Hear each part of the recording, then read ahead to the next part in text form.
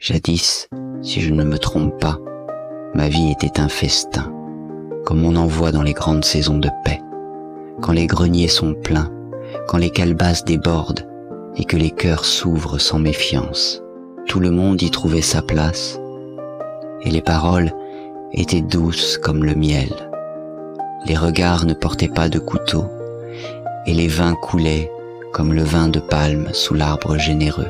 J'étais jeune alors, et je croyais que la route du monde était droite, que la joie était un droit et non une faveur. Mais un soir, au moment où le soleil tombait derrière les collines, comme un roi fatigué, j'ai fait asseoir la beauté sur mes genoux. Je l'ai regardée de près, comme on observe une chose précieuse, et j'ai senti dans sa chair une amertume étrange, une amertume cachée comme la cendre sous les braises. Alors, pris d'orgueil et d'aveuglement, je l'ai insultée, je l'ai rejetée, comme si l'on pouvait chasser la beauté sans se chasser soi-même. À partir de ce jour-là, mon esprit s'est armé contre la justice, car je ne voyais plus en elle qu'une vieille femme capricieuse, distribuant la fortune et la misère sans regarder le mérite.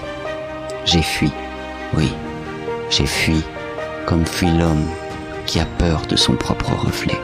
Je suis allé vers les sorcières, vers la misère, vers la haine.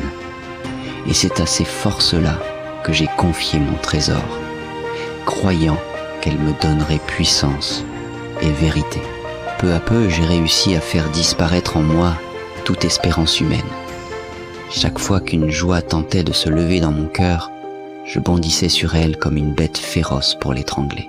J'ai appelé les bourreaux afin de mordre leurs armes au moment de mourir. J'ai appelé les fléaux pour qu'ils m'étouffent avec le sable brûlant et le sang amer. Et le malheur est devenu mon Dieu. Je me suis couché dans la boue comme un homme qui ne veut plus être homme. Je me suis séché au vent du crime. J'ai joué avec la folie comme on joue avec un serpent. Et je croyais être fort parce que je ne sentais plus rien. Puis le printemps est venu, comme il vient toujours, même sur les terres maudites. Et au lieu de m'apporter une lumière, il m'a donné l'affreux rire de l'idiot, ce rire sans âme qui sort de la gorge quand le cœur est déjà mort.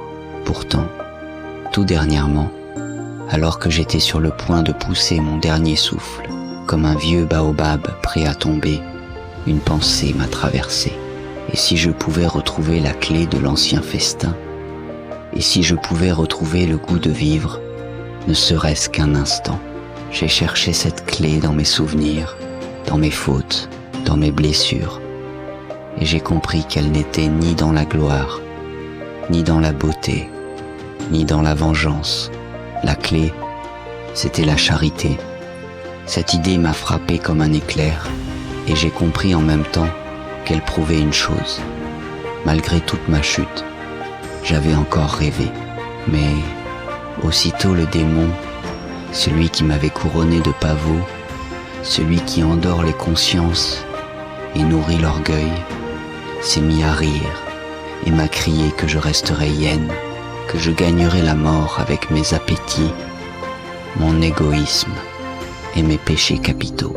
Alors j'ai baissé la tête, car j'en avais trop pris dans le vin amer de la perdition. Mais je l'ai supplié d'un ton presque humble, comme un homme qui parle à une force plus grande que lui, qu'il me regarde avec une prunelle moins irritée, qu'il me laisse encore quelques instants, quelques petites lâchetés en retard, avant la nuit complète. Et puisque lui aime l'écrivain quand il est incapable d'instruire ou de décrire, j'ai détaché pour lui quelques feuillets hideux de mon carnet de damnés, afin que le monde sache qu'un homme peut perdre le festin de sa vie, et pourtant, au bord de l'abîme, entendre encore le murmure d'une clé oubliée.